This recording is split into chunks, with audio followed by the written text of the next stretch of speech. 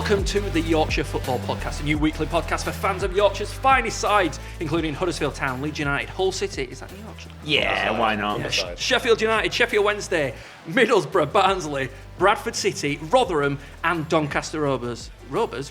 Have we missed anyone out? Grimsby? Don't think they count. Cleethorpes Bowl. We've got Leeds, that's all that matters. This week we're coming to you live-ish from the editor's draft in Leeds. All right, chaps? Yeah, not bad. Yeah, good mate. Yeah, steady away. Hello. I'm Dom, and each week I'll be joined by a selection from a set of regular guests, all passionate supporters of different Yorkshire teams. I think a good way of getting us going and introducing you to our potential new audience of Yorkshiremen and women is to find out what you think of your club season so far. That'll give our listeners a good idea of the type of person you are and what you think of your club season. So, Adam, let's start with you. Leeds United, are you happy with their season so far? I don't know. There we go, proper Yorkshire soundtrack outside. Yeah. I'll be back in 25 minutes, lads. I'll finish up. You can't not be happy when the club's top of the league. But at the same time, I can't help but feel the club, we should be at least 10, 12 points clear. We had the lead before Christmas with West Brom. That's gone. We've just about resurrected in the last couple of weeks with the signings of Ian Paveda, Big Kev, who is already here of turning down Manchester United, as we all know. And the Millwall result, being 2-0 down, everything just looks doom and gloom, but the team's playing well, they come back, win 3-2. At the moment, I'm positive. I think people will start to realise I'm a very pessimistic Leeds fan at the best of times. I don't know how any Leeds fan is otherwise, to be honest. I'm happy. I think I'm happy, but it could be better. What are the chances of it getting bottled this season, like they did last season? It looked like it was going to happen again over Christmas, that period. The squad's stronger this season. We have weaknesses at centre-back. We cannot defend corners. Any team who has a corner against us it feels like a direct free kick from outside the box whenever a team has a corner against us. We've got a bit of an issue in midfield with Calvin Phillips' recent suspension and Adam Forshaw's injury problems. But going forward, we've got the options, we've got the players we need. So I think the chances of a bottle job, it's Leeds. There's got to be a chance, but I'd say probably less of a chance than last year. The division's not as good. We're better, and yeah.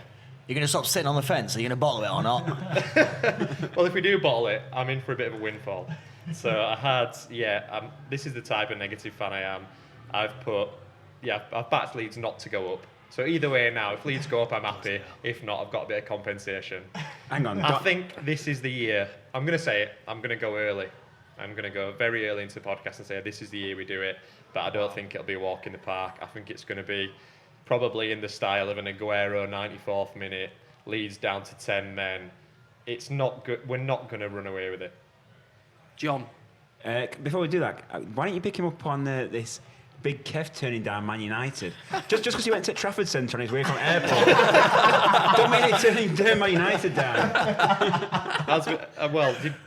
David Ornstein of The Athletic, as you've seen, very respected journalist, famous for his memes. Arsenal covers Arsenal. It must be true heavily. then. Definitely true. I'd go as far as saying there's not many more esteemed writers in this country. He said Man United came in with the late bid for Augustine, but the project at Leeds was too good to turn down. Oh, stop going on about it. But Bielsa, we might as well open it up. Who thinks Solskjaer's a better coach than Bielsa on this table? Wow, that's Bielsa is a better coach than Solskjaer, and he's going to get more. I say he's going to get more opportunities in Leeds. Bielsa loves Bamford, doesn't he? But unlike me, but yeah. He turned him down. Right, you can't see this at home, but Adam's currently sat on a bucket on the floor with a cup of cold coffee, doing his best Bielsa impression. In my Leeds tracksuit. Yeah. Right, let's move on from Leeds United. We've got three other teams around the table today. John, let's move to you. Sheffield Wednesday. You're where are you in the Championship so far? Just above mid-table. I think we're 11th at the moment. Is that until your points get deducted? Oh mate, don't even start about this. Sorry, is that too straight early? in. No, it's not too early. You've got to address the elephant. Are you happy with the season so far? And what are you going to do if those points are deducted? So, performance-wise, we've been absolutely dreadful this season. I think Steve Fletcher in the early start parts of the season kind of rescued us on numerous occasions. Flattered us a couple of times. He's got both goals in 2-1 wins. We've come from behind a couple of times at home. Recently, I think it's just shown that we're a bang average side in what I think is a bang average championship this year. Leeds are slightly better than the rest. West Brom are consistent. We're poor in a very poor league. And to be honest, if we get deducted the points, we will go down. No doubt about it. We've got lack of fight, lack of spirit at the moment. Kind of our key players just aren't working. Hate to be so negative on the first podcast, but by the end of it, we will be a League One club, I think. They came to Ellen Road the other week, cup final, and they got the 3 points. But since then, I mean, 4-0 down at home to Blackburn recently. Wasn't it 5? Finished well at half time, 4-0 down, you. finished Yeah, 5. The 21. If there was a 21-point deduction, you'd only be 5 points adrift of safety, which, let's be honest, Puts you in the thick is of it with us unlikely boys, doesn't anyway. it? Well, is Gary Monk the man that can get you out of that mess? See, I feel for Gary Monk because he's coming to a club where the team's not great, the atmosphere around the club's not great. Obviously, Steve Bruce left us a little bit in the mire in the summer. At one point, when we were kind of pushing for third, even looking at automatics, I thought we were massively overachieving here. Looking at the players we had and the results we were getting, and I think now, kind of over Christmas and in the New Year, we've seen that actually probably dropped down to where actually the squad should be. So in terms of the manager, I feel sorry for the guy. We're not going to be making any signings in the transfer window. We're not going to kind of push on. I think as far as it goes, I'm not too unhappy. I know a small percentage of the fan base deem him a little bit negative, which I can get. He can obviously he'll go one up front at home, but he's probably looking at the team he's got now that he's inherited at the start of the season and thinking, I'm just making the best of what I can do. And I think I'm definitely willing to give him till the summer and then a transfer window and probably till midway through next season before I actually think yes or no he's doing a good or a bad job. It's probably worth noting that he out-coached the greatest football coach to have ever lived. Well, I mean, yeah, it's a direct quote. Well, I'm glad you recognise it now anyway. So is the question, is Monk better than Ollie? That's the question. I mean, if you base it off that result, probably would, wouldn't you? Monk he's definitely got Bielsa's number. I don't want to face, if we end up in the playoffs and we face Sheffield Wednesday, I'll be devastated. There's something about Monk, and he's just determined to beat Leeds. When he was at Birmingham, he would. I think he basically every time he's about to play Leeds, he just kills his team. They die for the shirt. Then we see the game after they go forward. Well, what are your thoughts other than that, and what he's doing now at Sheffield Wednesday, and how you fear Monk coming into facing Leeds United? How do you feel about Monk? Because obviously he coached at Leeds United. It didn't look like he was doing such a bad job, but he left and it's all a bit bitter. Yeah, Monk was the start of the turnaround at Leeds. He brought in a couple of experienced players in Kyle Bartley, Pontus, as everyone knows on this table, one of my favourite players of recent times, Luke Ayling, and he turned us around from, I mean, we were bottom half every season before Monk. We were 15th, 16th, flirting with relegation in certain seasons. And I do think Monk was helped by a slightly more stable situation off the field. But he did a good job for us. It's just a shame he sort of, his ego got in the way a bit, and he wouldn't work with the director of football, and he left because he was loved at Leeds, and I think he did have enough credit at the time to even if we had a bad season the year after, I don't think fans would have been calling for his head. And since, I think since he just needs to now stick in a job for a little bit of time and rebuild his credibility. So I don't have too many hard feelings towards him, and he did a good job at Leeds, but obviously I want him to fail miserably at Sheffield Wednesday. John, obviously you're happy with Gary Monk, and before we move on to Huddersfield Town, tell us, if you go down, which is possible if this point deduction happens, it's hard to, really late in the season to be chucked right into a relegation battle. If you go down, do you think Monk will stay? And if he does, has he got it in him for a promotion push out of what is a pretty shitty league? Listen, for us to go down, I did say that we'd go down to League One. For us to go down, it would need kind of the maximum points deduction from the EFL, and then it would need us to kind of be unable to kind of catch the teams above us 5 points. If it was to happen, that kind of freak circumstances, it could be pretty catastrophic though, can't it? Because you could lose your manager, you could lose players. Keeps the pressure. Also, Derby could be below you with a similar deduction. Yeah, that's true. I just think that even if we did go down, I think Monk would stay.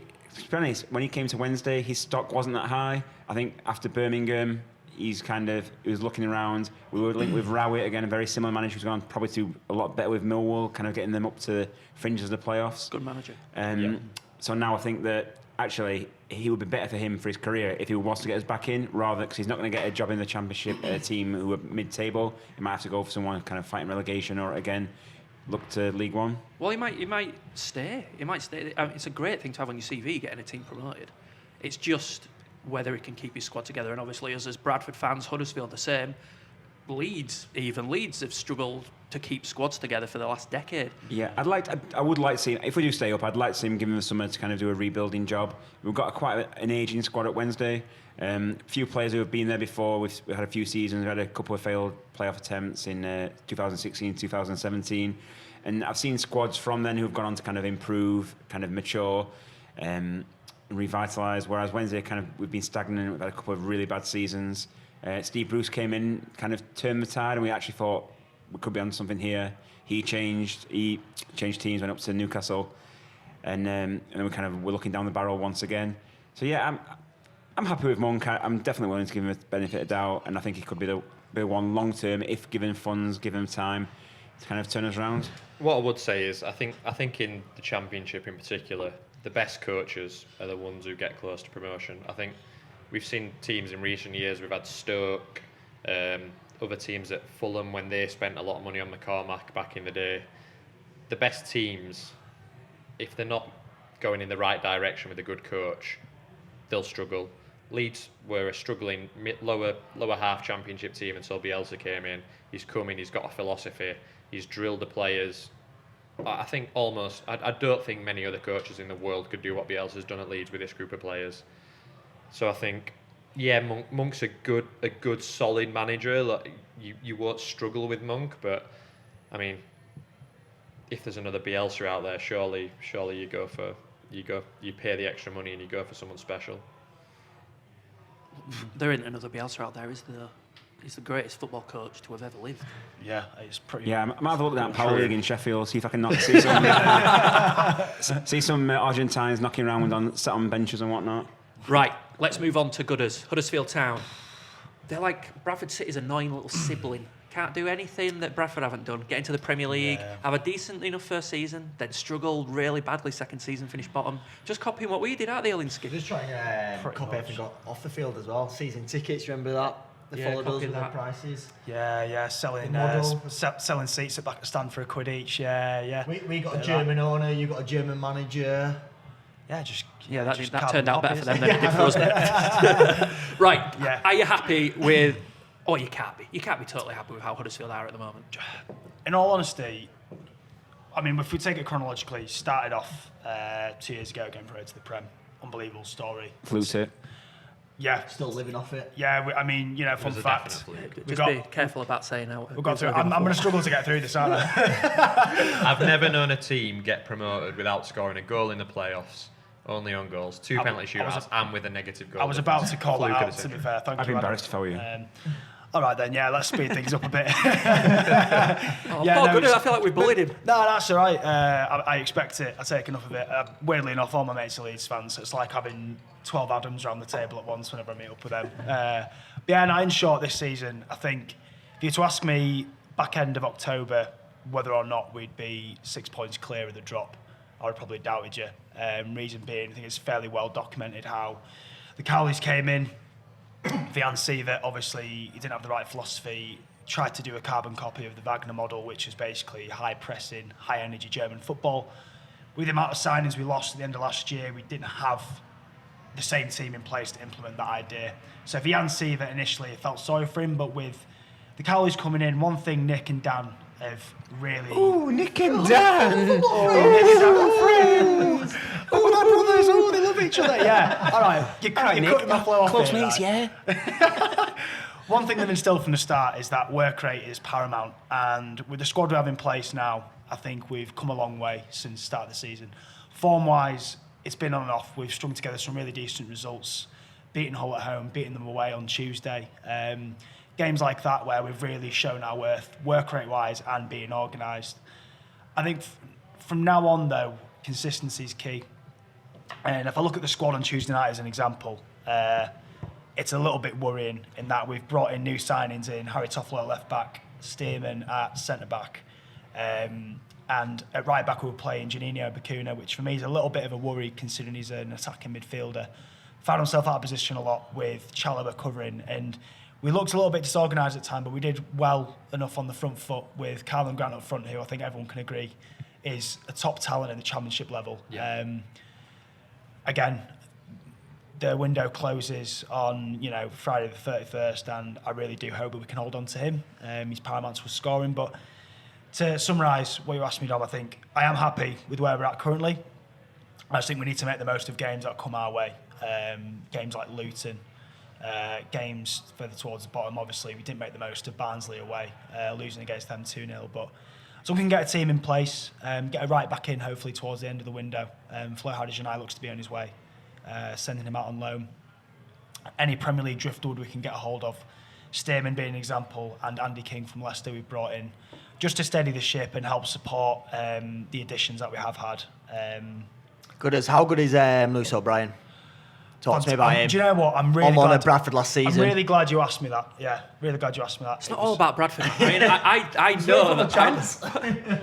I love being able to say that to someone else. It's all about bloody Bradford. Right, go on, Gooders. Yeah, and I haven't read a few talking points. I think Lewis O'Brien put him in bold. I think Andy Booth, former famous Town striker, spoke Wednesday out. legend. Wednesday, exactly. I think we can all relate to the bloke. He spoke out and said that following Aaron Moy's departure, we've really looked at someone who can retain possession in midfield and attack 10 yards of space and create chances from the CDM position. And Lewis O'Brien does that in spades. I think you'll know, receiving the ball out from defence, getting his head up, and just despite his stature, having that yard of pace and having a surprising amount of strength to battle midfielders and battle the press and send the ball out wide, which is what he's really good at. It's a bit like Mascherano. Not quite as good. Wow. Not quite as a... All right, pal, come on. Not Come on. 19. Wow. Yeah. Yeah, what do you lot know? He's not as much of a twat either. not which is a- We don't need to have heard of him when we've got the Yorkshire Purlo in. Oh, you just fucking hell. Here we go. God. It's Gooders' turn. Sorry, go on, Goodies. Hang on, Gooders, while you're talking nonsense, right? I'm not joking. Pritchard, what's happening with him, mate? Like, when he signed for you, you literally beat off like a number of clubs to get a signature, and I thought when you got relegated, he was going to rip the Properly championship good up. player, yeah. Yeah. It's a weird one, that. I've heard multiple things about Pritch, but ultimately... Are you like best mates with all these people? Pritch dog. Pritcho, yeah, Big dog. So a few things I've heard, one, this being the loudest whisper, so to speak, is when we got relegated, he considered himself of Premier League stature. That didn't happen. There was a few links with him. I think Tottenham, because he used to be at Tottenham before. I think he was rumoured to go back there. Long story short, though, he stayed on and apparently fell out with Siva at the time. Siva didn't want to play him because he was all about attitude, players wanting to come in and contribute to the starting 11. And apparently his head wasn't in it at the start of the season, and I think that's carried through with the Cowleys taking over. So yeah, basically wide positions. We've played Grant out wide alongside Kachunga, who's come back into the frame since our promotion season. Didn't feature much in the Prem. I think it wouldn't surprise me if he gets sold off either today or tomorrow. But yeah, he's basically out of favour down to attitude, and he's lost his head a little bit, to be honest, I think. Yeah, I mean, obviously through my job, I've been lucky enough to spend. Oh, broken something. I've been lucky enough to spend time at Leeds, Sheffield Wednesday, and Huddersfield, and the atmosphere at Leeds is far better this season.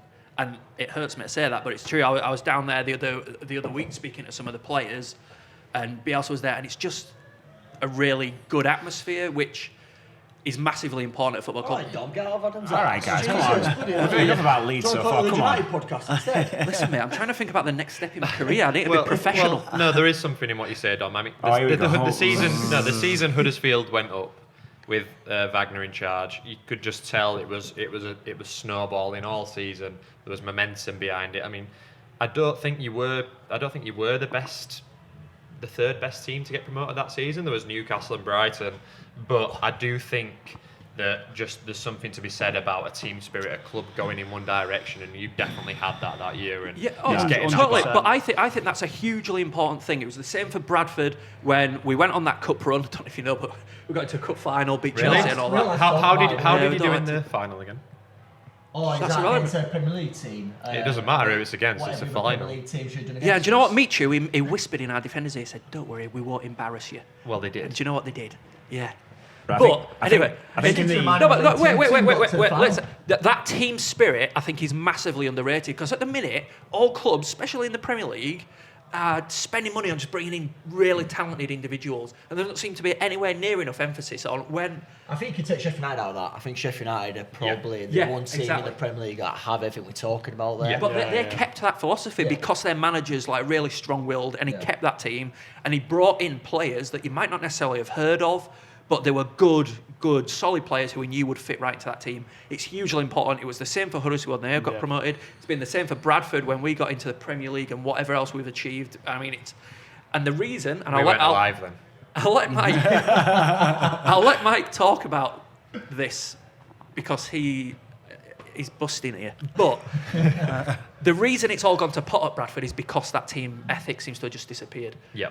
Leeds have got it now. Yeah. I've seen it there. I saw the players chatting and stuff like that. Weirdly, Sheffield Wednesday have it, and I feel like they've got so much going on that they wouldn't have it, but they do have it. There's good camaraderie among the players. Monk seems to be a great manager. He seems to be getting getting decent performances out of those players. Yeah, I think Huddersfield, it's gone to shit. Well, I mean, with Huddersfield, I mean, the question then is, do you think the fucking Mitchell brothers, whoever is in charge, do they have what it takes to get that mentality at the club? Well, that's the thing. So you've slagged us off the bat there and said that the mentality isn't there. As I said, I thought you were going to say Mitchell brothers. Fitcho! Basically, a long story short, they've brought in a new ethos into the club, which is if you're not willing to put the graft in, then you're not going to play. That's translated onto the pitch, and I think despite certain players falling out of favour and having attitude issues, that the attitude is a lot better at Town. Well, do you know what? I've been down there twice this season. I went down first. Yeah, Dom, we get it. You work at football clubs, mate. Yeah, we get it, mate. but I'm You trying go to- down clubs. I'm You know, Leeds been down at Huddersfield. I'm trying to get across Yeah. that. I've Me been and in Cowboys amongst, went I've out been for in a pint, amongst I knows. it. I'm not guessing. Go I've on. been in amongst it. Shut the fuck up. So which one's John's mic? Go turn it off.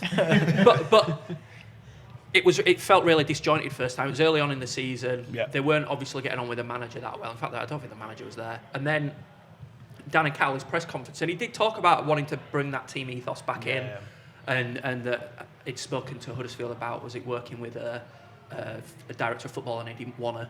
Yeah. And that the only way they would come to Huddersfield is because of that. Managers, yeah. So, have you seen any evidence of what he promised, that he would build that ethos again? 100%. The way we set up, I think the first thing being is fullbacks that actually commit to counter-attacks and getting involved.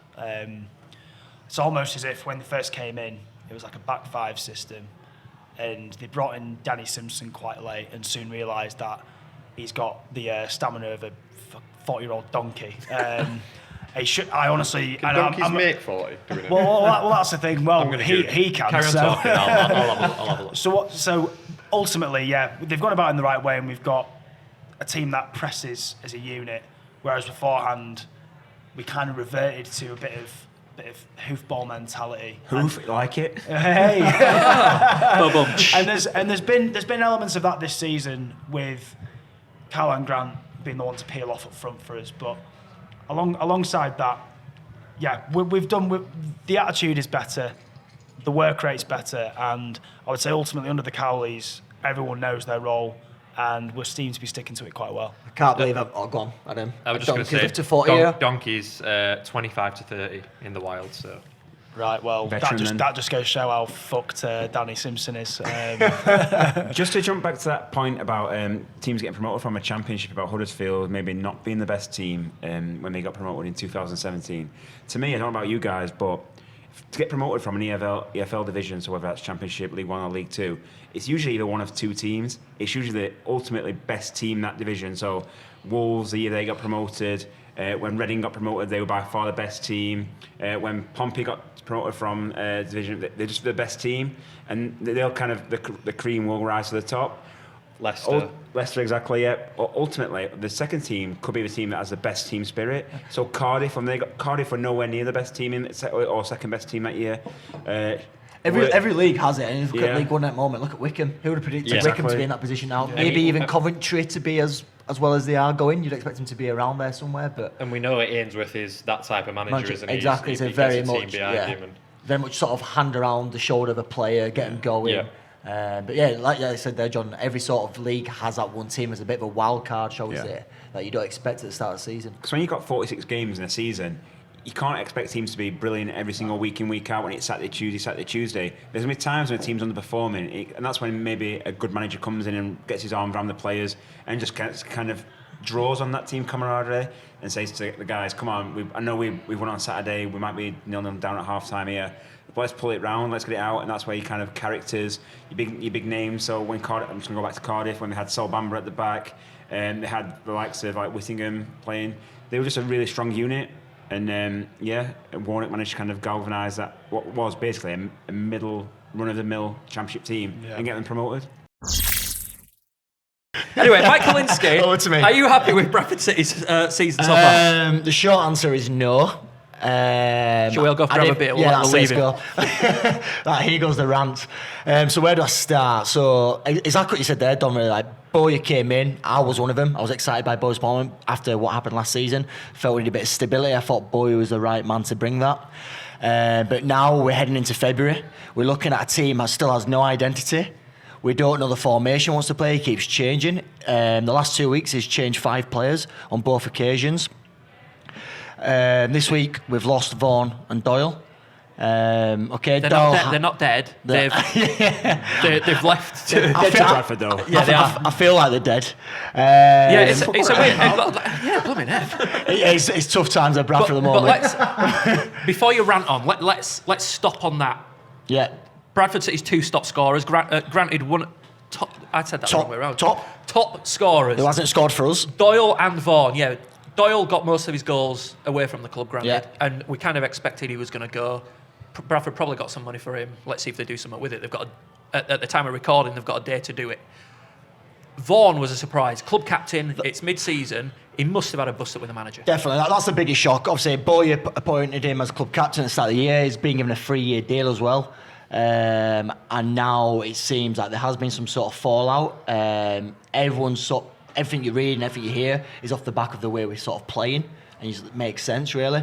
Vaughan isn't getting the service, he isn't getting the chances, so he's obviously the type of character to question maybe what's going on after that team meeting after the Mansfield game. Bowyer said there was a team meeting, they all got dragged in on Sunday, so maybe that was a point where Vaughan stood up and questioned things, and from there something has obviously happened.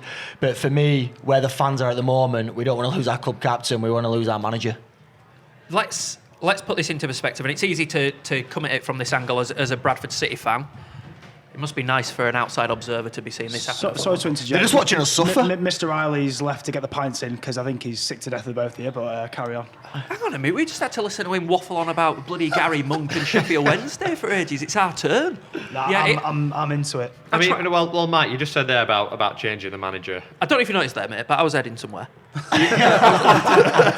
Well, gear change or what? Well, I'll do your job for you, Don. Go on. Go on. Who in League Two can you get in at this time of year who's going to change So the who philosophy? I want. That's exactly the point. Well, but that's what we said. Oh, sorry, no. Mike. I know you. I've got something in mind. For me, the perfect replacement. I'm not saying we would be able to get him, but he's been out of work for a while now. Well, Nathan Jones. He knows the division inside out. He took Luton from League 2 to the Championship.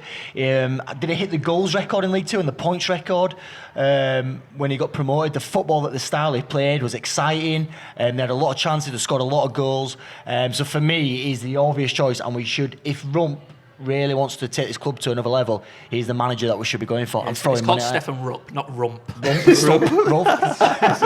is he a bit tender at the moment? Probably. It probably is. Let's take a look at what his Fundamental. So I'm really in a You're not kerfuffle even on because the you beer, stress me out. Yeah, what have you got in that? Blood pressure's gone through the roof. You made me say rump, that's what it was. Yeah, sorry, mate. But basically, there's something fundamentally wrong at Bradford because we always have these highs and like they work really hard to rebuild the squad and get us back to where we think we need to be. I mean, we're a championship club essentially, aren't we? That's where we think we should be. Yeah. Averaging out. What are you pulling? No Can you comment. just crack him right in the schnoz. Right. Anyway. Just calm down. He just wants it to be a Leeds show. I didn't want to rant about Bradford City, but you're forcing it out of me. Bloody hell. Right, it's a massive disgrace what's happening at Bradford City because they do all of that hard work and then they seem intent on messing it up, like letting your captain go. If you've fallen out with him, I mean, in the current situation, I'd have got rid of the weaker manager and said. It might be true that Vaughan wanted to go and live with a family, he wanted to be closer to his home. But we need to remember Vaughan turned down Tranmere Tranmere at the start of the season as well to join us. And tell you what, Vaughan, if you're listening, if Stephen Darby and Gary Jones can travel over from Merseyside, so can you! Well, I don't know if you listened to Radio Leeds on Head of the Game on Tuesday and Gary Jones on, and his words were, no player is bigger than Bradford City. If he wants to go, let him go. And he's one of our all-time greats, is Gary Jones. Is Vaughan still any good?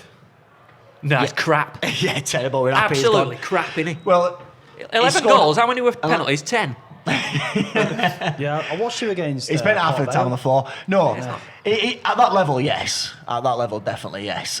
But we didn't create enough chances. For example, Tuesday, we had one shot on target. Colchester, the Tuesday before, one shot on target. So the chances we're creating, that you can see why strikers are getting frustrated, and that's why Doyle has come back into the team and not scored. Because of the style that boys playing, we're playing long ball football and pumping it into them. And then if we do go a goal up, we revert to 5 at the back. Yeah. And then it has the opposite effect. We concede. So, I mean, I'm sure it's nice for you guys that Bradford City's in such a state. I'll honestly, just I think, we're still sat in the playoff positions, though, by the way. I was going to say, yeah, you're only By the 9 skin of our points off teeth. top, but Cheltenham do look 2 like games buckets back. a little But bit. that's the state of League Two. Not that, the football's not great and all that, but it's so close that Bradford City can be so bad in inverted commas and still. Let me just struggle. throw a few stats in there. I love stats. By the way, stats John geek. Riley's back with Oh, the- John's here with the beers. Oh, should we clap him in? Yeah, let's clap him in here. What have we all got, by the way? Ooh. Just Should we interject and have some non-football while discussion? John dishes out the pints, really quickly, back to Vaughan. Sorry, Gooders, you're right. We should divert from this depressing conversation. No, but it's okay. James Vaughan, I guarantee you will finish top scorer in League One this season. And he'll keep Tranmere up as well. Because he does get into the right positions. He gets into the positions to score goals, same as Doyle. So, Bradford City, for me, they like you said, Don, they are probably a... I was going to Say it. They are a championship club. I mean, Yes! if new Bradford- ringtone! Probably flirting between Championship and League One every couple of years. Like that's Bradford's stand. I mean, they shouldn't be in League Two. Hang on, about Bradford or Bradford Park Avenue? Listen, we were like a minute away from extra time. Oh no, what were it? I've forgotten it. I've put it out of my memory. Oh, yeah. Playoff final against Millwall. We were the offside goal. Yeah, You know, that Steve Morrison offside goal. Bloody Okay. Millwall cheated. Yeah. Yeah, fucking And I still Steve never Morrison. forgave Tony McMahon for not squaring it as well. Yeah, it wasn't a great time in Bradford City's history. But after that, it's literally all gone downhill. That was a lucky season. I mean, we only know that in hindsight now, but it was lucky because what then happened was Bradford City got destroyed by German ownership. Although, strictly speaking, it was the guy that was brought in to look after the club for the guy who owns it, and he's trying his best to make amends now, but it's too late. But again, like that was a season in which you had, like we mentioned earlier, the momentum. You had McCall. The fans absolutely loved him. Good team ethos. Good team ethos. I mean, you had the winger. Good man manager. Marshall. Yeah, Signed for Marshall. Northampton this week. We Yeah. could have had him. I would have took him back. And you were such a. I remember watching the playoff semi-final. You beat who did you beat in the playoff semi-final? It wasn't Swindon, was it? What, when to get When to you get to Wembley. Millwall, it was Fleetwood. Fleetwood. Yeah. And some of the football you were playing, I mean, you were passing it about for a League One team. I mean, you were head and shoulders above Fleetwood. I think you beat them both legs. No, we Um, drew no, second no, leg. second. Drew second, Yeah, but- beat him at home. But even still, I mean, I'm just chatting shit now, aren't I? Basically. No, keep going. I'm enjoying this. Back Leeds then, fan talking Bradford, well. I Bradford. thought if you went up that season, I thought you would probably you'd have had a very good chance of staying up in Championship. Oh, I thought you were going to say to push on and get the playoffs. No, the we Championship should then, have. We should have gone up. We were the better team in that playoff final, and we just switched off for a Nah, second. I disagree with that one. I was there on the that day, and it was a very level game. No, there was Second half was all Millwall. very few chances, but after about 60 minutes, I thought it was only one team going to win it. And when Millwall fans ran you all off pitch, then I thought, yeah, that's fair enough. I think people forget that one-on-one and Billy Clark was it about 20 minutes in. He's not recovered from that, has his career? Nah. He's doing well at Grimsby though. He scored again on Tuesday. Yeah, he did, yeah. Mike, penalty though, mate. I mean, Mike, weren't you working for sponsors that day? Can you tell us a little bit about your day? It was a tough day. I'm just going to leave it there. It's still, I'm still scarred. I can't talk about it. you are Steve Morrison, is champagne. Did you shed a tear after that? I just protected Shimmy Court. That's why I basically just put my arms around him and make sure no Millwall fans could get to him. So, listeners, just if you're unaware, Mike worked for a certain sponsor of the league on that fateful day and had to hand out the celebrations banners and champagne to Millwall players, despite being a huge Bradford City fan. So, if you can imagine what that's like, then you can understand the heartache that Mike suffered on that day. what a man. No words. Strong man. No words. This is. I'm already thinking one week we should do our toughest days supporting our club. Share our memories. That'd be it. Oh, that is a great feature. Yeah, that's coming up. Me and Dom do a podcast on our own of that. We could do that. You'd definitely get about 10 years out of that. Just to remind you, you're listening to the Yorkshire Football Podcast, a podcast for fans of Yorkshire Football Club by Yorkshire fans of football clubs in Yorkshire. Oh, fuck that up. Yorkshire. Never mind. Anyway, coming up on future podcasts, we are going to have loads of features. There are going to be quizzes, there are going to be competitions, we're going to have some great prizes to give away. We've also got fans from Doncaster and Middlesbrough. We also want to hear from you. If you want to contact us, you'll have to wait because we don't have social media yet, because the resident Doncaster Rovers fan won't pull his finger out of his bum. Do we need Doncaster Rovers in this podcast? That's a very good question. I think we need a rep from League One. We need a rep from League One. Yes, League One. We just need a League One representative. Well, Rotherham are top of League One. We've got We haven't got Rotherham. let's get Can't we try the Rotherham? Chuckle brother instead of Flanners. I'm glad you said brother, not brothers. Yeah, mate. I mean, I'm respectful unlike you clearly, but I mean, Go- if we come have on. a quick look at League One, yeah, Rotherham top. Donny, where is Donny? They've got a chance. Just Got a chance of outside playoffs. Couple of games in hand. Well, the thing Flanners thinks we're getting promoted. They're getting promoted now with Devante Cole, but we know Devante Cole very well, don't we, Dom? How many clubs has that lad? Oh, jeez, he's 24 Well, and he's had Woods, 9 hasn't he? clubs, I think. Well, just think about Donny. I think we should definitely get Donny involved, just so we can get some directioners. Get Louis Tomlinson on, maybe. Yeah. Obviously, we know Hang on he's a a big minute. fan of the show. The better one directioner is a Bradford City fan, Zayn Malik. Sir Zayn Malik. Yeah, he owns an executive box. He's got a Does. supermodel girlfriend who wears Bradford City shirts on his Instagram. Yes. Wow. Yeah. Put that on his board, lads. But Screensaver. it's all about profile building. It's essential. Who's Sheffield Wednesday's most famous fan? I'd probably say Alex Turner from the Arctic Monkeys. You know, biggest band in the world. Nah, you can't claim it. He thinks he's American now. Nah, you can't have that. Huddersfield. Sir Patrick Stewart, That is ladies and gents. He's got a new series on Amazon Prime. Spock himself. Who's his Leeds? He's not He's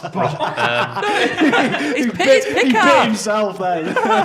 You bit them. Leeds. Jesus, he spoke Sheffield. Leeds, who's there? I mean, there's a lot to choose from, as you can imagine. Big global club, but Oh. go with Russell Crowe. Russell Crowe, Jamie Lannister. Yes. Oh, yeah. I That's couldn't his real remember name. his What's his name real because I name? don't watch Game of Thrones, admittedly. Dom, do you think Zayn Malik's our biggest? Don't you think Dynamo's got a bigger profile than Zayn Malik? Maybe. No? No. Big profile. What, Twitter followers? What we're talking Twitter followers? We need to look at that. But Yeah, he's got. Do I need to research? Yeah. That'd be a good, Get back that'd be on a good Twitter, mate. feature. Whose famous fan has got more Twitter followers? Yes. Adam's going to look into that now. Yeah, just leave me to it. I don't think we can. We will wrap up soon, but I don't think we can start a Yorkshire football podcast without talking about Sheffield United, because much as I'm sure John will hate this section, they are the shining light in Yorkshire football at the minute. They're doing wonders in the Premier League. They're 8th. They've got possibly the greatest manager from Yorkshire in business. Zayn Malik has 26 million more Twitter followers than Dynamo. Blimey. 26 more? 26 million more. Oh, Jesus. Yeah, Zayn Malik's our biggest fan, Zayn probably. Malik. Big fan, isn't he? Who's got more followers, Louis Tomlinson or Zayn Malik?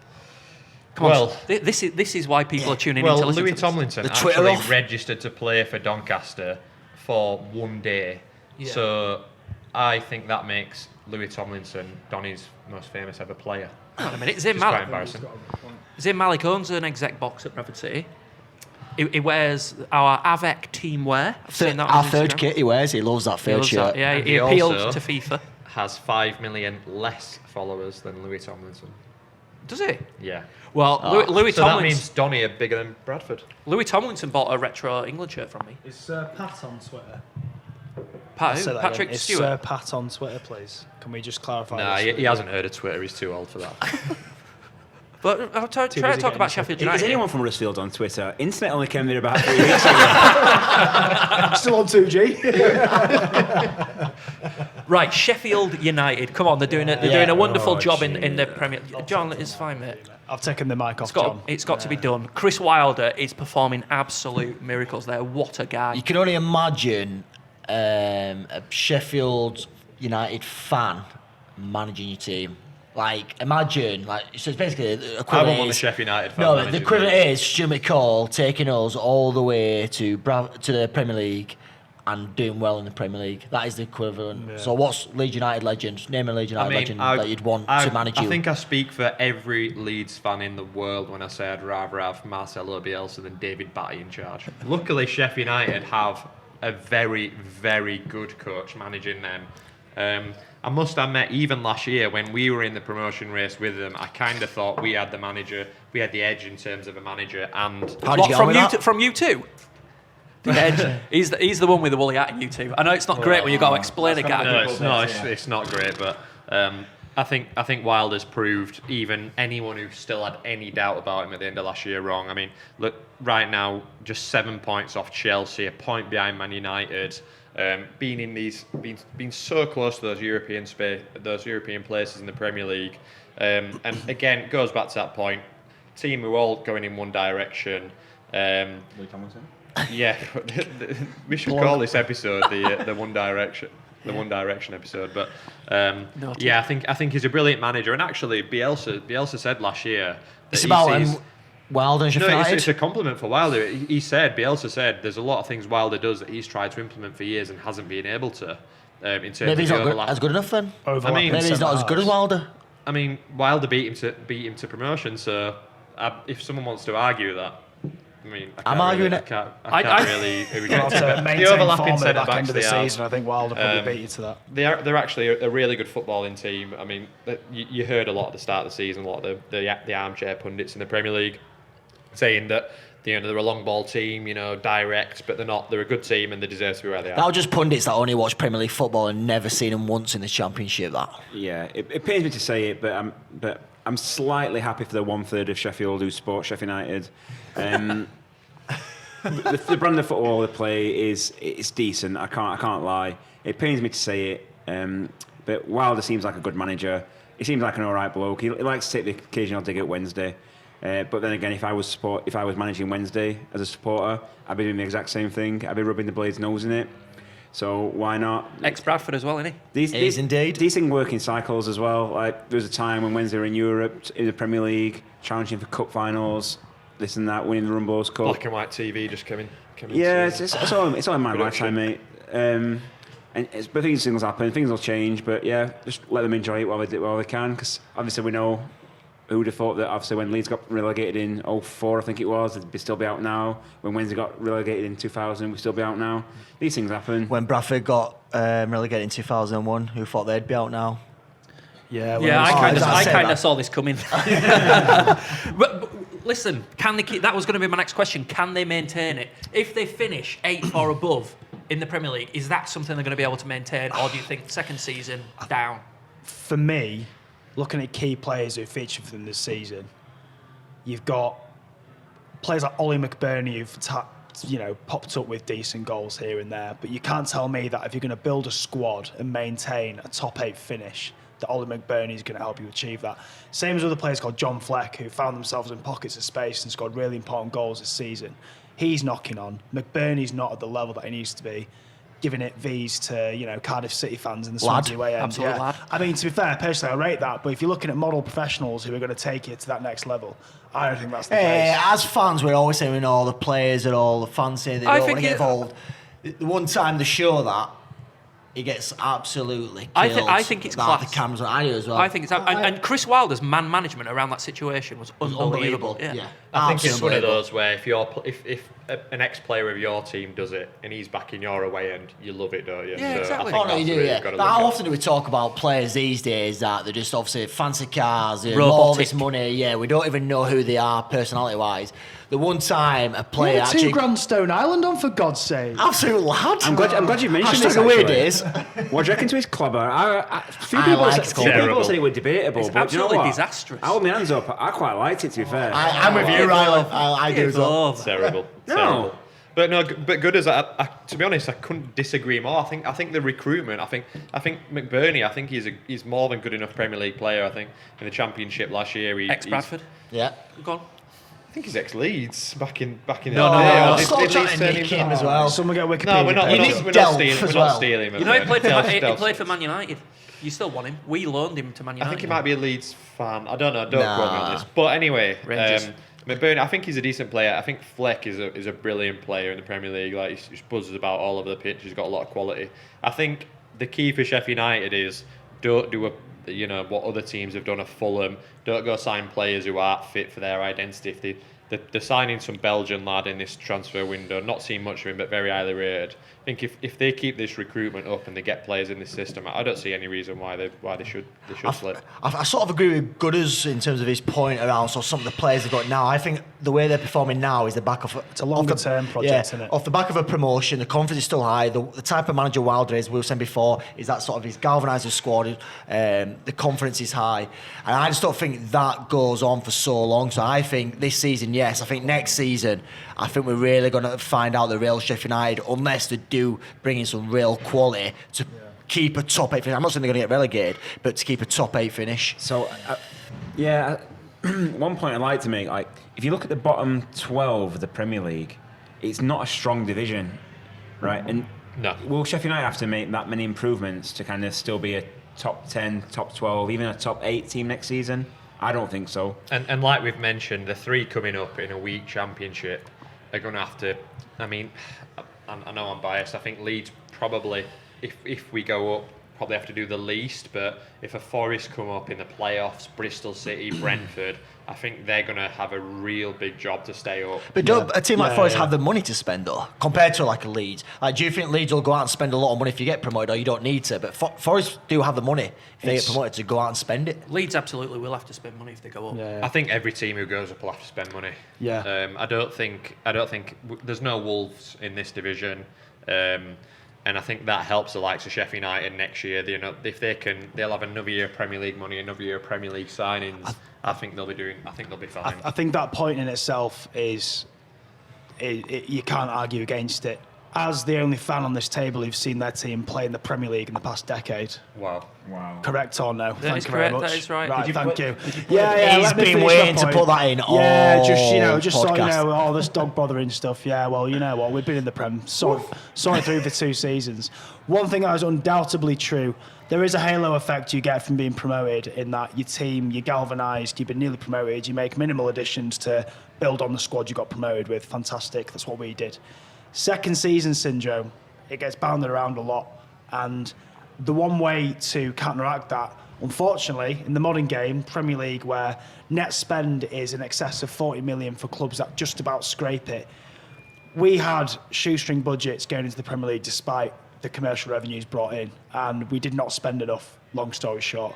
Any club that goes up, Sheffield United, I think they are still, back to that point, they are still benefiting from the halo effect from being promoted. But you have to galvanise in key positions, and in terms of a long-term project to sustain above 8, they need to spend more, as will Leeds if they go up. I'm not convinced yet. I'm going to throw this into the pot. They make the Championship final. Who knows from there? But for me, it's a money game, and I'll let John speak now because he's tapping me on the arm. I've always said this was a long story short. It's feeling like a long story long here. I'm not going to lie. But that's me chucking my 2 pence in. But Right, remember to tune in next week for the Matt Goodwin monologue. All about the EFL. Well, I think that is just about time. There are clubs, obviously, that we've not been able to touch on that we will do in future weeks. Obviously, Hull, they're sitting 13th in the Championship. Jarrett Bowen leaving. Yeah, he will be. Big and they're news. going to struggle then because where are the goals going to come from? Tom Eaves. Do you know who that is? Gaston. Funny guy. Big man up front. Lovely eyebrows, great eyebrows. I don't know if you know, but I've been down there as well. What? You've been there? To Hull. Oh, okay. Middlesbrough. Eves. That's not Yorkshire either, is it? Yeah, that's what we need to discuss. And we have Barney, our Middlesbrough sporting guest. The dinosaur. The purple dinosaur. The purple dinosaur, who he Big bad very much Barney. needs to convince us that he should be part of this podcast, and Middlesbrough should. Yeah. So just let us know what you think, because Middlesbrough, is it in Yorkshire or not? He seems to think it is, but obviously, in my mind, it's Cleveland. I don't know, but let's get all geographical and shit. Is it part of Yorkshire? Shall we get him included in the podcast? Let us know. I don't know. I think he should have to prove his credentials to us. Yeah. every Well, week. come on here, claim his sort of stake, and then we'll decide. Well, that'll be a feature on future podcasts. Barney has got to take what's that test they take in America? Green card. Yeah, to become an American, you've got to learn about American culture. Barney's got to prove it. He's got to prove his Yorkshire culture. Can we knowledge. get the theme tune before he talks? Like, I love you, you love me. Well, yeah. Sorry, that's Cool. I miss Barney the purple dinosaur. It's not my Ah, generation. sound. At Sesame the end of the Street, day, that's if he can't prove it, then he's got to get, if you're not Yorkshire, you're Southern tattooed on his arse. Because if which it's I one, think if is it's one thing we all quite agree on, nice. I know we all have different opinions on our football teams. We all agree that Yorkshire's the best place on earth, and all outside Yorkshire is shite, yeah? It's not worth bloody visiting. It's not worth bloody visiting. So this, right up until the end of the season, Barney's got to convince us that he's from Yorkshire. We will put it out on social media. You'll be able to vote at the end of the season, is he from Yorkshire? If he's not, he can get that Yorkshire tattoo. Maybe if he gets something like, if it ain't Yorkshire, it's shit, or something Yeah. like that tattooed on, White somewhere. rose, yeah. On his face. And he'll be banned from ever featuring on this podcast. You've got that to look forward to. You get to meet Barney. He's coming up soon. So that's Borough. They're 17th in the Championship under the guidance of Jonathan Woodgate, former Leeds. What do you reckon he's doing there at Middlesbrough? Turned it around.